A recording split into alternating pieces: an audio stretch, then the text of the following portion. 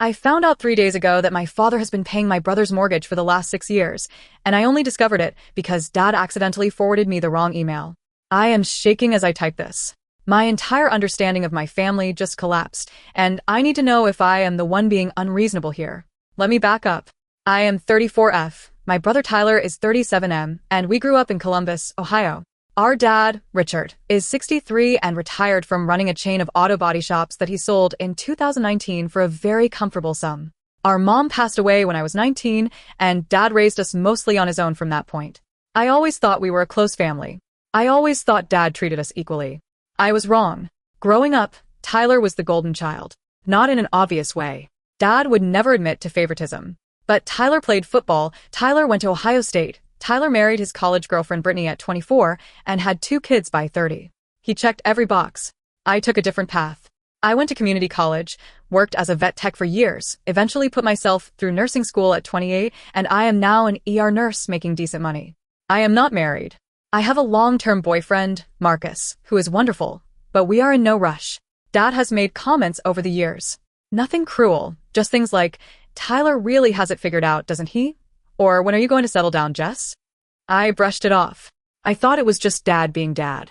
3 days ago, Dad meant to forward Tyler an email from his financial advisor.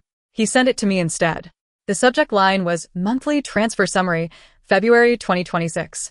I opened it thinking it was meant for me, maybe something about the small investment account Dad helped me set up years ago.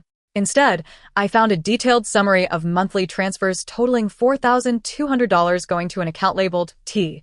Whitfield Mortgage. Every single month. Since March 2020. I did the math. That is over $300,000. I called Dad immediately. My hands were literally trembling. I said, Dad, you sent me an email by mistake. Can you explain why you have been paying Tyler's mortgage for 6 years? There was silence. A long, painful silence. Then he said, Jessica, that is between me and your brother. I said, No, Dad, it is not. Because when I was 29 and struggling to pay for nursing school while working full-time, you told me you could not help because money was tight after selling the business. You told me you had to be careful. I took out $40,000 in student loans. More silence. Then he said, and I will never forget this, Tyler has a family, Jess. He has kids. It is different. It is different. Those 3 words broke something in me. I asked him if Tyler even knew that I did not get the same help.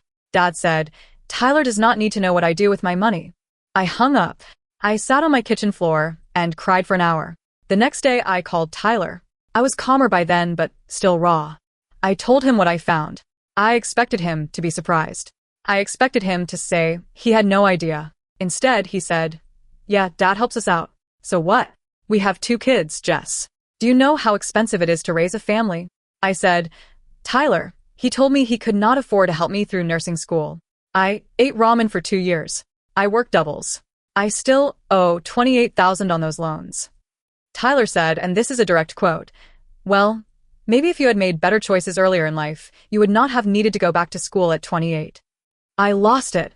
I told him that was the most selfish, entitled thing anyone had ever said to me. He said I was being dramatic and jealous, and that I should be happy for him instead of keeping score.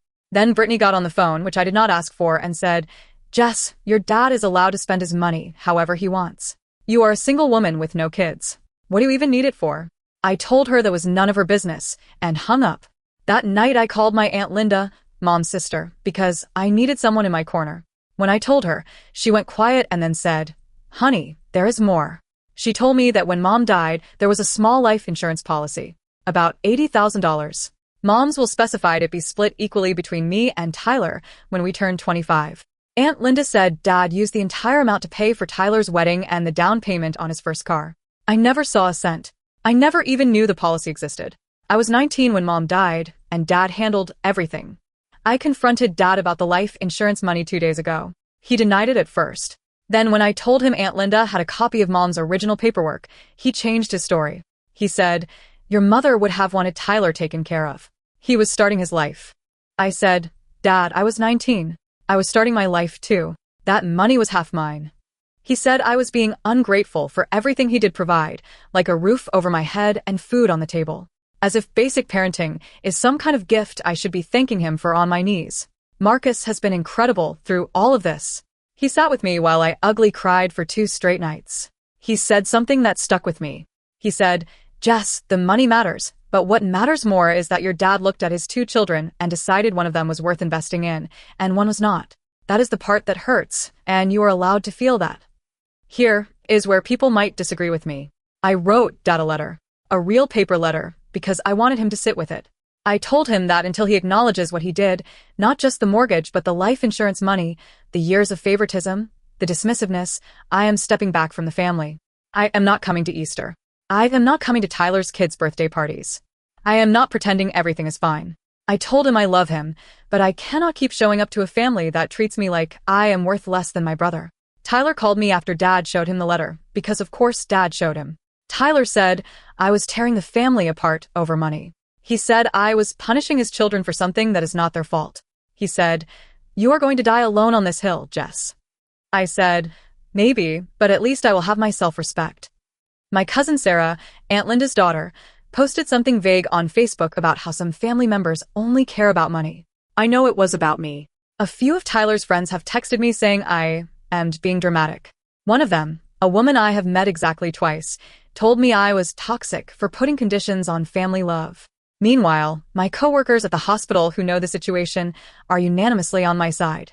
My friend Deandra said if her dad gave her brother $300,000 and told her to kick rocks, she would have done a lot more than write a letter. Here is the update, since people always want one.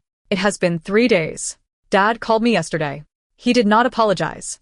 He asked me to move past this and said, "Family is more important than money." I said, "Then why did you choose money for Tyler over family with me?" He did not have an answer. He asked if I was coming to Easter, and I said no. He said I was breaking his heart. I said he broke mine first, he just did it so slowly, I did not notice until now. Tyler has not called again. Brittany blocked me on Instagram, which honestly is the least of my problems. Aunt Linda is fully on my side and told me she should have spoken up years ago. She said she promised my mom she would watch out for me and she feels like she failed. I told her she did not fail. She is the only one who told me the truth. I am not asking for $300,000. I know Dad can spend his money however he wants, but I think I am allowed to feel hurt. I think I am allowed to step back from people who see me as less than. I think my mother would be horrified if she knew her life insurance money never reached her daughter. Marcus asked me last night if I would ever forgive Dad. I said I do not know. I said I need him to see me first. Really see me, not as the daughter who did not check the right boxes, but as someone who worked harder than anyone in this family to build her life with no help and no safety net. If he cannot do that, then I do not know what we have left. So, am I wrong here?